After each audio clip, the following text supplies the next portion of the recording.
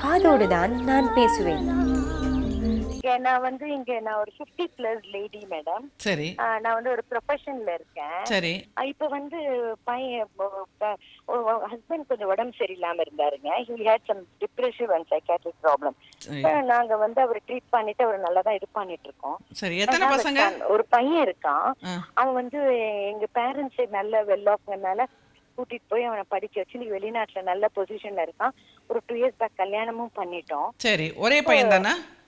ஒரே Sun madam. சரி. அது வந்து சின்ன வயசுல இருந்து ஹாஸ்டல்ல தான் இருந்தான் மேடம். வீட்டுல வந்து வச்சுக்கோ அவரும் கொஞ்சம் டென்ஷன் ஆயிட்டாரு. பிசினஸ் ப்ராப்ளம்னால அப்படி விட்டோம். சரி பைனான்சியலி நாங்க சஃபர் ஆகல. சரி இப்ப என்னன்னா அவன் கல்யாணம் ஆனதுக்கு அப்புறம் எனக்கு வந்து ரொம்ப லோன்லியா ஃபீல் பண்றேன் மேம். டாக்டர்னாவும் கொஞ்சம் கோஆபரேட்டிவ் இல்லாததுனால ரொம்ப கஷ்டமா இருக்கு. அந்த லோன்லினஸ்ஸா இருக்கு. நம்ம தப்பு பண்ணிட்டோமே, சரியா வாழலையே, நல்ல அப்படி.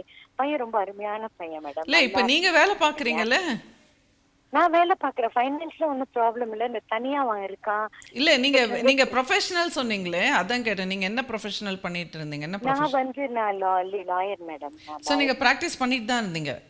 ஆமாமா. நடுவுல ஐ ஹேட் a break பட் திருப்பி பண்ணிட்டு இருக்கேன் மேடம். சோ இப்போ உங்களுக்கு டெய்லி எழுந்த உடனே ஏதோ ஒரு ஒர்க் இருக்கு? ஒர்க் எல்லாம் இருக்கு. I keep myself very very busy madam. அபார்ட்மெண்ட்ல இருக்கேன், நல்ல ஃப்ரெண்ட்ஸ் இருக்காங்க. பட் எங்க இல்லாத விட்டு நான் தனியா வந்துட்டேன்.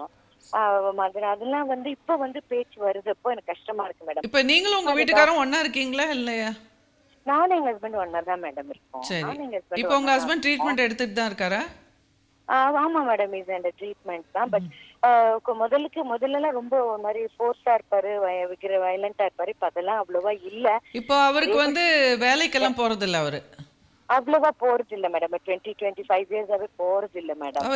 அவர் என்ன படிச்சிருந்தாரு, என்ன வேலை பண்ணிட்டு இருந்தாரு? அவரு வந்து பிசினஸ்ல அப்போ லாங் பேக் ப்ராப்ளம் ஆனதுனால அவர் போலிங்க. ரொம்ப ட்ரை பண்ணோம், அதனால முடியல, அப்புறம் விட்டுட்டோம். என்ன பிசினஸ் பண்ணிட்டு இருந்தாரு?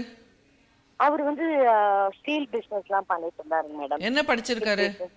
அவர் நிறைய படிச்சிருக்காரு. அதுதான் அப்புறம் AMI அதெல்லாம் நிறைய படிச்சிருக்காரு. நிறைய படிச்சிருக்காரு. Very intelligent. என்னன்னு தெரியல, தனியா வந்ததுனாலே என்னன்னு தெரியல, மதுரைல கொஞ்சம் சரி வந்தோம் நாங்க தனியா. ஒரு மாதிரி ஒரு சூழ்நிலை அமைஞ்சது. இப்ப வந்து திருப்பி பையனுக்கு அந்த மாதிரி இப்படி வரப்போ பையன் கொஞ்சம் ஃபீலிங்கா இருக்கு, லோன்லியா இருக்கு. பையன் சின்ன வயசுல இருந்து ஹாஸ்டல்ல இருந்திருக்கான். நம்ம ஒழுங்கா வாழ அப்படிங்கிற மாதிரி ஒரு கில்ட்டி கான்சியஸா இருக்கு. இல்ல உங்க பையன் நல்லா ஹாப்பியா தானே செட்டில் ஆயிட்டாரு? செட்டில் ஆயிருக்கான். பட் டு பி ஃப்ராங்க் டாக்டர்னால கொஞ்சம் நல்லா இன்னும் கொஞ்சம் செட்டில் ஆகணும் மேடம். கொஞ்சம் எல்லாம் கோஆபரேட்டிவ் இல்ல, கொஞ்சம் திங்ஸ் இஷ்யூஸ் இருக்கு.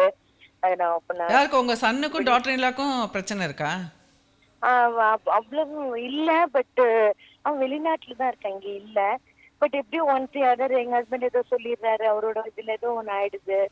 we are not able to have good report. எப்படி டீல் பண்ணணும்னு எனக்கு தெரியல மேடம். அது ஒண்ணு. நீங்க கான்டாக்ட் பண்ணாதீங்க. எதுக்கு அனாவசியமா கான்டாக்ட் பண்ணி சண்டை போட்டுட்டு இருக்கீங்க? அவங்க பையன் வந்து எப்படியோ உங்க அம்மா அப்பா வளர்த்தாங்க. It is almost like adoption மாதிரி தான். அவங்க அடாப்ட் பண்ணி வளர்த்துட்டாங்க. ஸோ இப்போ வந்து நல்ல நிலையில இருக்காருன்னு நீங்க சொந்தம் கொண்டாடக்கூடாது. நாங்க பண்றதே இல்ல மேம். அவங்க அவ்வளவு தூரத்துல இருக்காங்க. இல்ல அனாவசியமா வந்து அவங்களா ஃபோன் பண்ணாங்கன்னா பேசுங்க. நீங்களா வந்து ஏன் ஃபோன் பேசல, ஏன் எங்களை கவனிக்கல, அந்த மாதிரிலாம் எதுவுமே டயலாக்ஸ் பண்ணாதீங்க. மேம் அது என்னன்னா அவனும் ரொம்ப அஃபெக்ஷனேட் சைல்டு மேம். அவனும் பேசாம இருக்க மாட்டான். அப்புறம் அது மாதிரிலாம் இருக்குல்ல மேம். இப்ப நமக்கு தான் லைஃப்ல என்ன இருக்கு சொல்லுங்க. இல்ல அவரா பேசும்போது ஓகே. இப்ப அவரா பேசும்பொழுது அஃபெக்ஷனேட்டா பேசுறாருன்னா அஃபெக்ஷனேட்டா பேசுறதுல தப்பு இல்லம்மா. பட் கம்ப்ளைண்ட் பண்ணக்கூடாதுன்றேன். எனக்கு யாருமே இல்லை, நான் ரொம்ப வருத்தமா இருக்கேன், எனக்கு கவனிக்க யாரும் இல்லை, உங்க அப்பாவோட பிரச்சனையா இருக்கு, இந்த மாதிரி கம்ப்ளைண்ட்ஸ் நீங்க பண்ணக்கூடாது. Okay madam. பிகாஸ் உங்க சன்னை நீங்க வளர்க்கும் பொழுது நீங்க அவர் பாட்டுக்கு தானே வளர்ந்தாரு. அவர் எந்த விதத்துலயுமே உங்களுக்கு பிரச்சனை கொடுக்கவே இல்லை. ஸோ அப்ப இப்போ உங்களோட பிரச்சனைகளை வந்து நீங்க அவர்கிட்ட பகிர்ந்துக்கிறதுங்கிறது நியாயம் கிடையாது. Okay madam. குடுக்கல. பட் அவனுக்கா ஓரளவுக்கு தெரியுது இல்ல மேடம். அவனுக்கு வயசாவே இல்ல. அவன் எந்த விதத்துல வந்து என்ன ஈடு கட்ட முடியும்? இப்போ நீங்க வாழ்க்கையை இழந்துட்டீங்க. நீங்க வந்து உங்க திருமண வாழ்க்கையை வாழல. பட் உங்க மகனுக்கு வந்து நல்ல திருமண வாழ்க்கை வாழறதுக்கு வாய்ப்பு இருக்கு. அவன் இப்பதான் கல்யாணம் ஆயிருக்கான்.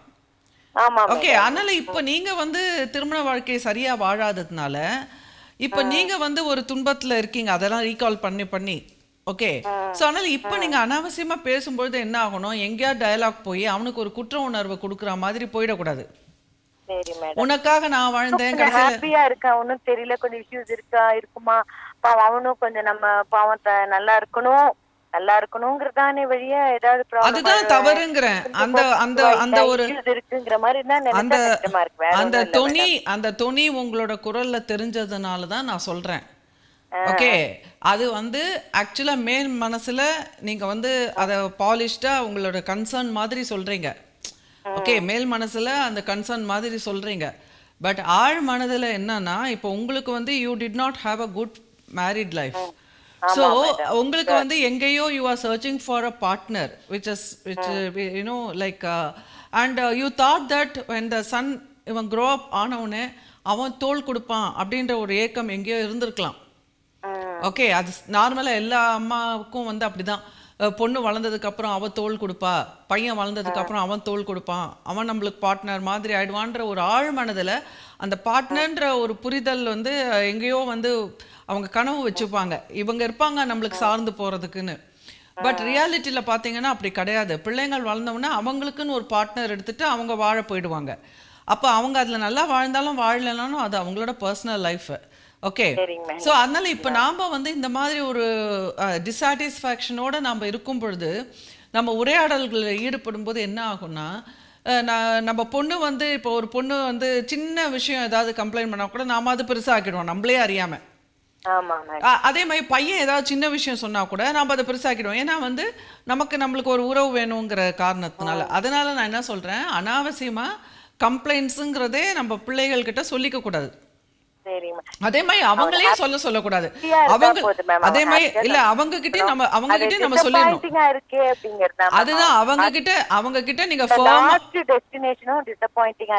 இல்ல அவங்க கிட்ட நீங்க ஃபர்மா சொல்லிடணும். உனக்கு என்ன டிசப்பாயின்மெண்ட் இருந்தாலும் என்ன ஒரு கம்ப்ளைண்ட்ஸ் இருந்தாலும் தயவு செஞ்சு என் காதுல போடாத. நான் வந்து ஆல்ரெடி ரொம்ப வல்னரபிளாக இருக்கேன், ரொம்ப வீக்காக இருக்கேன். ஸோ நீ வந்து ஒரு சைக்கலாஜிக்கல் கவுன்சிலர்கிட்ட போய் உன்னோட மேரிட்டல் இஷ்யூஸை பேசு. ஏன்னா எங்கிட்ட சொன்னீங்கன்னா எனக்கு அது கரெக்டாக பர்செப்ஷன் தெரியாது, எனக்கு அக்யூரேட் பர்செப்ஷன் கிடைக்காது அப்படின்னு சொல்லிட்டு நீங்கள் அதில் வந்து செவியே கொடுக்கக்கூடாது. ஓகே.